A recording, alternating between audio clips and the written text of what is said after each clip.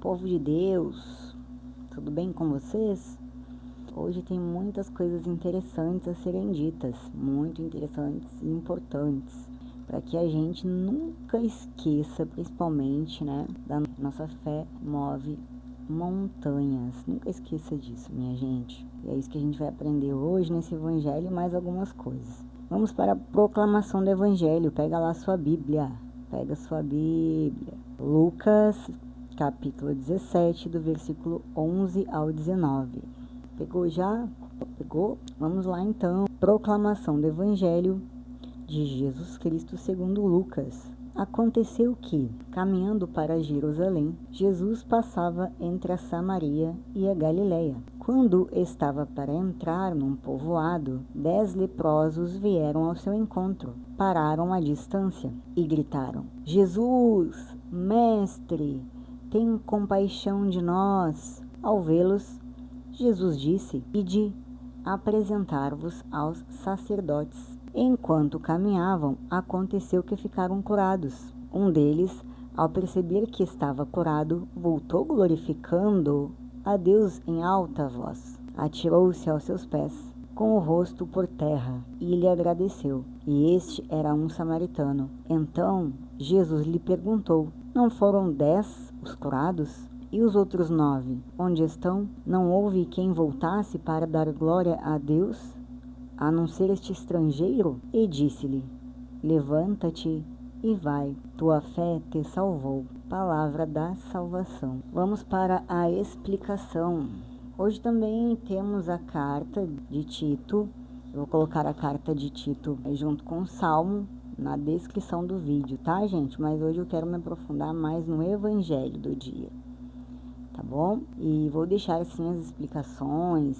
Nossa, essa luz aqui tá me incomodando. Vamos lá então para as explicações. Pega lá a sua Bíblia. Pega a sua Bíblia. Gente, eu espero que Deus me ajude, que Jesus Cristo, nosso Senhor, me ajude a poder levar essa palavra de hoje para vocês que ficam aqui vendo os vídeos, se interessando pela palavra de Deus, pela palavra do Senhor, porque é muito importante, porque nós estamos num tempo de muita tribulação, num tempo de muita dificuldade, de muita doença, de muitas doenças mentais, muitas doenças físicas, E a palavra de hoje, eu acredito que além do que ela vai transmitir hoje, tem dois propósitos aí desta palavra. Então eu peço a Deus sempre que coloque na minha boca aquilo que precisa ser transmitido e principalmente que chegue até onde precisa chegar. Porque nós sabemos que tudo que vem de Deus, infelizmente, não é tão bem quisto, tão querido,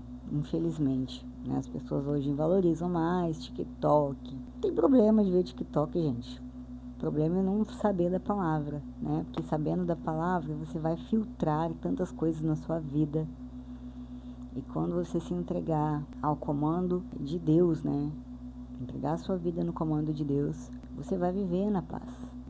Na paz, porque Ele que te dá paz, Ele que te dá tudo, Vamos lá então, que vocês vão entender o que eu quero dizer, tá, minha gente? Vamos lá, pega a sua Bíblia, lá no capítulo 17, versículo 11. Pelo que parece, Jesus caminhou pela divisa de Samaria e da Galileia. Depois atravessou o rio Jordão, no ponto mais próximo de onde ele estava, e desceu pela margem leste do Jordão até o ponto de travessia, em frente a Jericó, que é o próximo local mencionado na narrativa. Lá no versículo 12 ao 14, sobre os leprosos irem mostrar-se aos sacerdotes, quando Jesus manda eles irem lá mostrar-se aos sacerdotes, após serem curados, isso tem um motivo pelo qual ele fez isso, tá, gente? Tem um motivo que vem lá do Antigo Testamento, do Velho Testamento, e eu vou trazer ele para vocês, tá?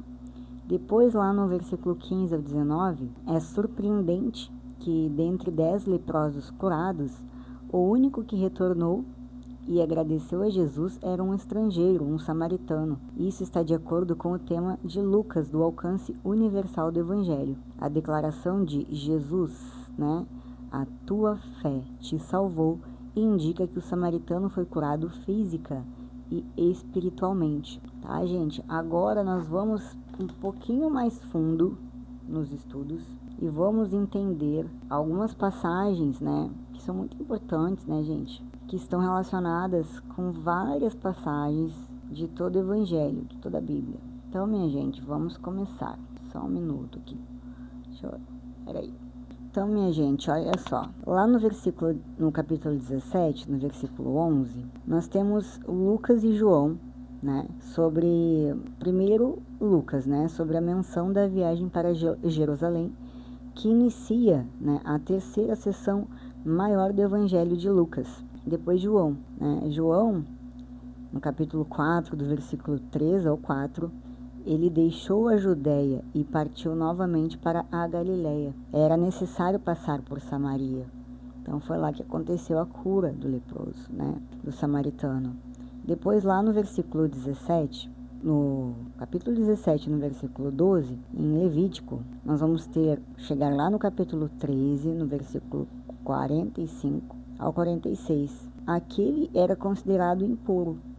Todos que eram considerados impuros naquela época sofriam muito, minha gente, muito. Poderiam apanhar, ser apedrejados. Eles andavam com vestes como trapos, né? Eram vistos como pessoas que não poderiam chegar próximo a eles, tá? Então vamos lá para o próximo. Então vamos falar hoje sobre algumas coisas muito interessantes, como eu já falei. Chegar a algumas conclusões que poucas pessoas falam, tá, gente? Eu acho importante falar porque é uma visão, como eu já falei para vocês, muito pedido de muita clareza, né? Muito discernimento para falar essas coisas, porque são coisas muito importantes, é a palavra de Deus, né? Não é brinquedo não, tá, gente? Então, se você pegar o versículo 12 do capítulo 17, você vai ter algumas conexões dele lá em Levítico, no capítulo 13, né? No versículo 45 ao 46. Então, lá no versículo 45 e 46, aquele que fosse considerado impuro era relegado a viver fora da comunidade até ser curado. As roupas rasgadas eram um sinal de lamentação, ao passo que grito era um alerta para aqueles que estivessem cerimonialmente puros. Então, imagine a situação, né, minha gente? Essa prática ainda era observada no tempo de Jesus, quando 10 homens com graves doenças de pele moravam distantes da comunidade, e Jesus lhes disse que se mostrassem ao sacerdote depois que os curou. Por que Jesus mandou fazer isso? Nós vamos descobrir, tá? Bem, em Levítico, no capítulo 13, versículo 2, onde diz, e também no capítulo 14, versículo 32. Então, no capítulo 13, versículo 2, nós temos as seguintes informações. Até inclusive aqui tá dando uma baita descrição, eu vou falar. As instruções acerca da pureza física enfatizam a santidade de Deus e a necessidade de pureza em cada aspecto de nosso relacionamento com Ele. Para que o povo do pacto de Deus pudesse entrar no tabernáculo, isto é, entrar no local de adoração e comunhão com Ele, seus corpos tinham de estar livres de doenças de pele. Os sacerdotes diagnosticavam a doença e isolavam o doente. No entanto, Deus, em sua graça, tomou providências para a restauração do grupo isolado depois que ocorresse a cura. Uma pessoa restaurada poderia voltar à comunidade dos fiéis. Isso aqui lá no Antigo Testamento, né, gente? Velho Testamento, Antigo Testamento. Então, assim, o Antigo Testamento, ele está muito conectado com o Novo Testamento em todos os aspectos, né? Mas vamos continuar. Depois, lá no versículo, em Levítico ainda, no capítulo 14, do versículo 32, diz assim: em sua graça, Deus proveu concessões para o pobre, Deus proveu concessões. Depois, gente, outra conexão em Mateus, lá no capítulo 8, versículo 4, onde diz assim: ao ser examinado e declarado limpo pelo sacerdote, o homem curado poderia certificar-se do milagre que Jesus realizara. Então aqui está de novo no Novo Testamento, Mateus, né? Mateus está dizendo isso, né? Mateus foi uma testemunha ocular. Então ele está dizendo que quando o doente ele era curado, né? Ele era declarado, ele era examinado e declarado limpo pelo sacerdote. Isso tudo para que o sacerdote se certificasse do milagre. Então, naquela época lá, imaginem, né, como foi difícil, né, para Jesus passar por todas essas coisas, né, se duvidaram dele, obviamente, né, muito, porque ele passou por muitas provações. Depois, o próximo, em Mateus, Novo Testamento, 8, versículo 8, Lucas, Mateus, não, é em Lucas ainda, minha gente, Lucas, Mateus e depois, na próxima. Depois é Lucas, de novo, outra conexão, né? Capítulo 5, versículo 14, onde diz: Jesus correspondeu à fé de um homem cheio de lepra, um homem com uma grave doença de pele, e imediatamente o curou. Todavia, ele não queria que a notícia do milagre se espalhasse. Jesus mandou que o homem cumprisse a lei de Moisés, referente à purificação, e deixasse que a prova visível de sua cura fizesse o serviço do testemunho verbal diante do sacerdote judeu. Então, mais uma vez, Lucas aí está falando. Pois em Mateus, tá, minha gente? Outra conexão. Mateus, no capítulo 17, versículo 15, essa conexão está ligada a este versículo, né? Então, minha gente, ai, minha perna, gente, perna dobrada há muito tempo. Então, lá no capítulo 9, versículo 8, diz assim: embora outros indivíduos não compartilhem da autoridade de Jesus, presta atenção nisso, gente. Embora outros indivíduos não compartilhem da autoridade de Jesus para perdoar pecados, Jesus conferiu a autoridade aos seus discípulos para curar doenças e enfermidades. O assombro da multidão mostra que os escribas eram incapazes de realizar tais milagres, mesmo reivindicando ser porta-vozes autorizados de Deus. Gente, então, você não acredita que você mesmo possa fazer um milagre? Claro, né? Que a gente não vai fazer milagre como querer ser como Jesus, né, minha gente? Mas aquele que for discípulo de Jesus Cristo, ele te dá autoridade para muitas coisas, porque você o segue, né? Ele te dá através de quem? Segundo a Bíblia, do Espírito Santo, que te dá dons, né? Então, ele te autoriza a muitas coisas. Sua palavra tem muita autoridade. Você vai continuar percebendo isso aqui, nessa explicação minuciosa, né? Que nos leva a chegar a essas conclusões. Então, o próximo que vai estar ligado, vamos lá. Depois, minha gente, tá? A gente vai lá em Marcos, tá? Marcos, capítulo 2, versículo 12. E aí vai estar dizendo o quê? Vou colocar aqui. Ficar do ladinho aqui, fica até melhor para mim. Obviamente, tá? A resposta à pergunta de Jesus, o que é mais fácil? É uma reivindicação impossível de comprovar ter perdoado os pecados do paralítico, tá? Afinal, o perdão de pecados, isso aqui fala de outra cura que ele fez. Afinal, o perdão de pecados é algo que não pode ser comprovado visivelmente, de modo que qualquer um pode dizer que perdoou pecados. Na verdade, ter a autoridade para fazer isso é algo totalmente diferente. Para provar seu direito de perdoar pecados, Jesus empreende a tarefa mais verificável, mas não menos extraordinária, de curar o homem. Reflete, minha gente, reflete. Filho do homem era a autodesignação preferida de Jesus, tá? Ela vem de Deuteronômio, tá, gente? Onde o messiânico Filho do Homem recebe poder. Então, o que ele está dizendo aqui, minha gente? Ó, para ter autoridade para fazer isso é algo totalmente diferente, né? Para provar o direito de perdoar pecados, né? Ele está dizendo sobre o perdão espiritual, né? Não só o perdão que era extraordinário, né? Curar uma pessoa fisicamente. Agora, espiritualmente, não tinha como ser provado. Depois a gente vai continuar, tá? Lá no versículo Marcos, capítulo 2, versículo 12, onde diz assim: Mar indica o mar da Galileia. Somente Marcos, deixa eu ver aqui. Somente Marcos identifica o coletor de impostos como Levi, filho de Alfeu, tá? Aí depois ele diz, onde lemos que Levi era outro nome para Mateus, né? A coletoria provavelmente era provavelmente, gente, uma tenda da alfândega local. Publicanos tinham reputação semelhante à de ladrões gentios.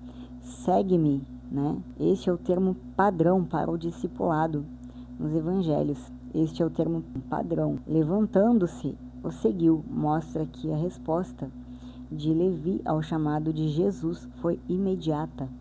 Por que isso daqui? Por que está trazendo isso, minha gente? Vocês sabem por que está trazendo isso? Lá em Marcos, versículo de 12 a 13. Na verdade, aqui está dizendo que o versículo é o 13, tá? Mas aqui o que está dizendo? O poder da palavra. É sobre o poder da palavra, tá bom? Depois a gente vai lá em Lucas, capítulo 2, versículo 14. Isso tudo aí sobre o versículo 15, tá, minha gente? Então, lá do capítulo 17, não sei se vocês estão me entendendo não, mas se vocês não entenderem, vocês vão pausando, tá? Cada capítulo que eu estou falando, cada versículo aqui, eu estou, assim, descascando. Por que eu vou descascar? Vocês vão entendendo só lá no final. Lá no capítulo, então, para lembrar aqui, capítulo 2, versículo 13, 14 de Lucas, tá? Diz assim, o hino cantado pelo coro de anjos, os exércitos celestiais, atualmente é conhecido como Glória in Excelsis Deo, né?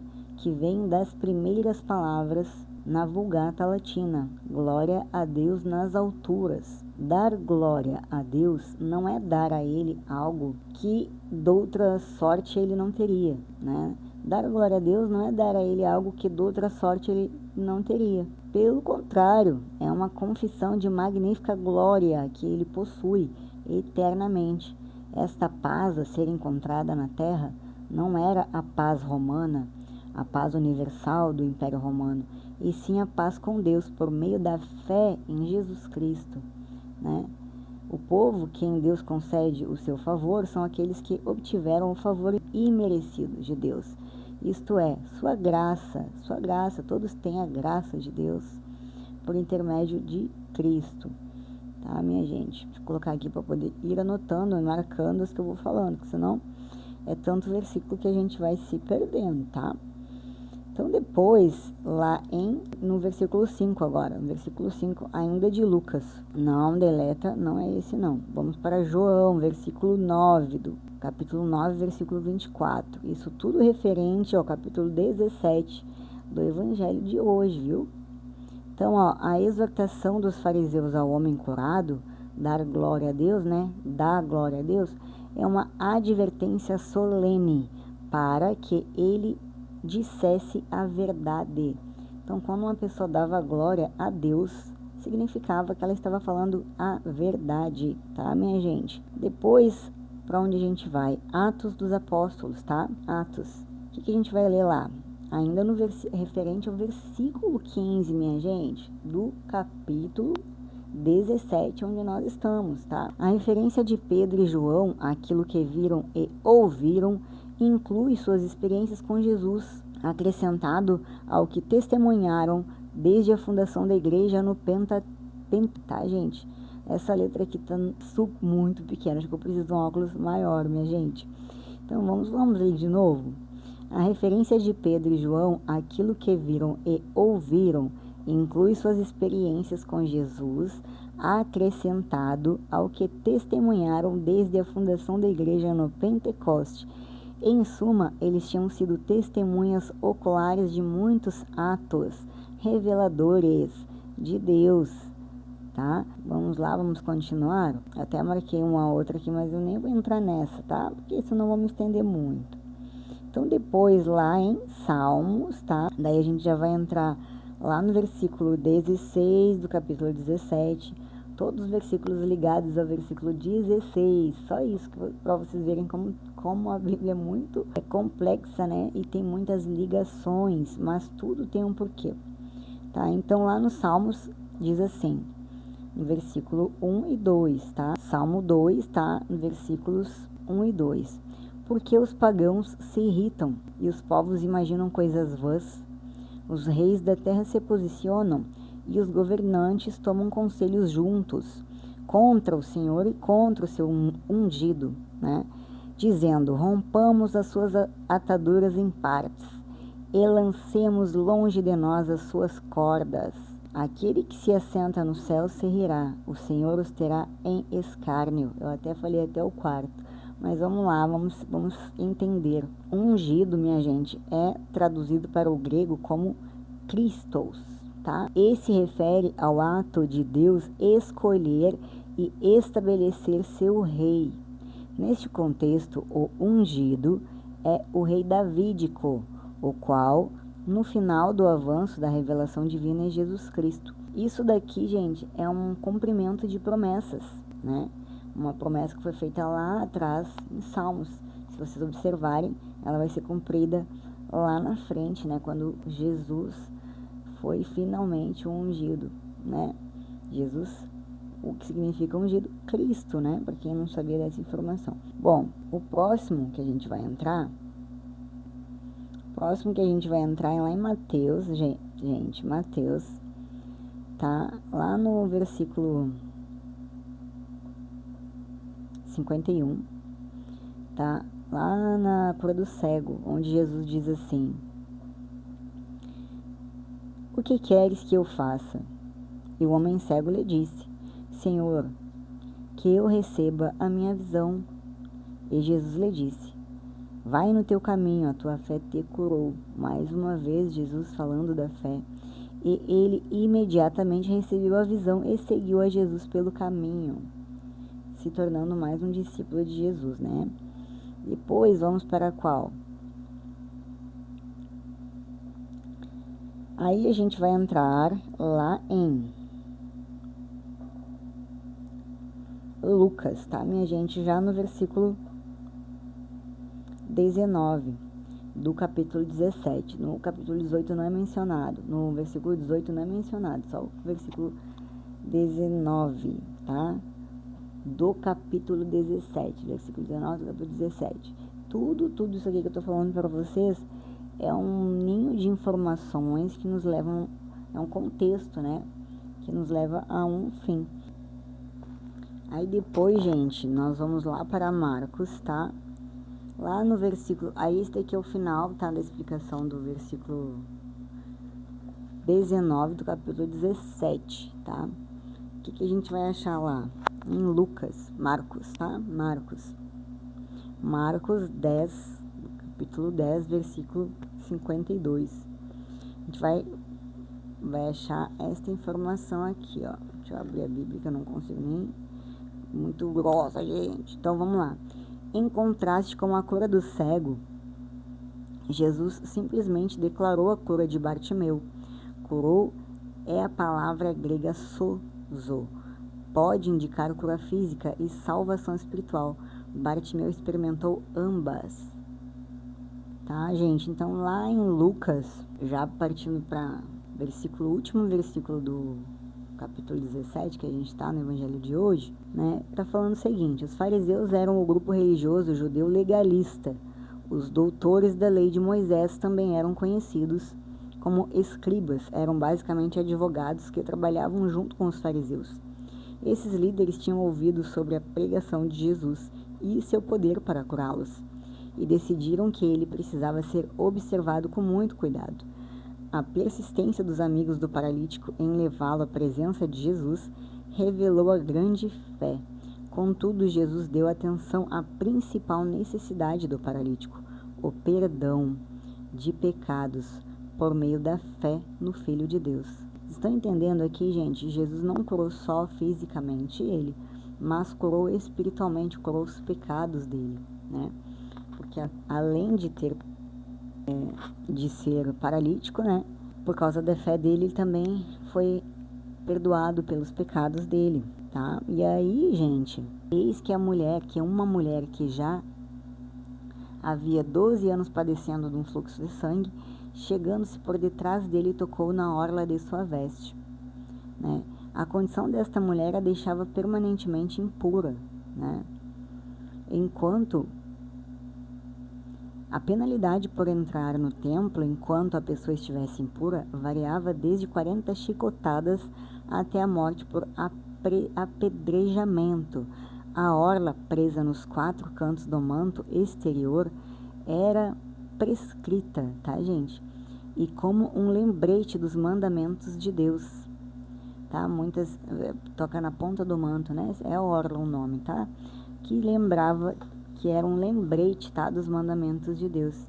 Então, gente, vamos finalizando já o evangelho de hoje com todas essas informações, tudo para chegar a uma conclusão. Aquele que segue Jesus, hoje Jesus não existe mais, né? Fisicamente falando, mas Jesus é vivo, né, gente? É vivo. Para aquele que é discípulo dele, ele é vivo, está presente. Então, assim, hoje, em relação à carta, o que eu vou dizer para vocês, tá? Em relação ao evangelho, o evangelho de Lucas de hoje, capítulo 17, né, versículo do 11 ao 19. A importância da gratidão, da fé, né, a fé que te salva. Como era importante, né, glorificar, né, porque essa glorificação de Deus, né, glorificar a Deus é ser grato, né, é atestar uma verdade. Quando a gente fala sobre, quando a gente dá glória, né, a Deus, tem uma parte também que eu gostaria muito de falar, assim, várias coisas importantes aqui que nós não podemos esquecer. Primeiro, a tua fé te salva. A tua fé te salva. Segundo, palavra tem poder. Terceiro, ser discípulo, seguir a Jesus Cristo, tentar melhorar, andar conforme a Bíblia aqui nos ensina, tá? Ser melhor em todos os aspectos éticos e morais, né? Vai nos fazer melhores em relação a quê? A sermos mais parecidos com Cristo, né, em todos os aspectos. E a nossa fé é o que vai nos salvar. A nossa fé, a nossa palavra, a nossa crença. Tá na Bíblia, hoje tá muito claro isso, né? Nós temos o poder? Nós temos algum poder? Não temos, gente. Não temos, nós temos fé, né? E a fé, ela vai te dar, porque a graça de Deus te deu. A graça já foi nos dada. Porém, como já havia dito anteriormente, infelizmente, nós não andamos nesta graça de Deus em aspectos, pelo mundo, pelas coisas do mundo, pelas escolhas erradas, né? Na carta de Paulo hoje fala sobre isso, andar dentro da lei, ser obediente às autoridades, né? Mas o principal aspecto aqui é viver, né, dentro de uma comunidade também, é saber viver de forma correta. Todas essas coisas vão te levar a uma santidade, né? Então, assim, uma coisa que eu não posso deixar de falar, né, é sobre os santos, né? Os santos, minha gente, foram pessoas que largaram tudo para trás e seguiram Jesus Cristo, né? Para que melhor exemplo, né? Qual o melhor exemplo? Tem tantos. São Francisco de Assis, Padre Pio, Santo Padre Pio. Ai, nossa, tem tantos, tá? Que se santificaram, né, minha gente?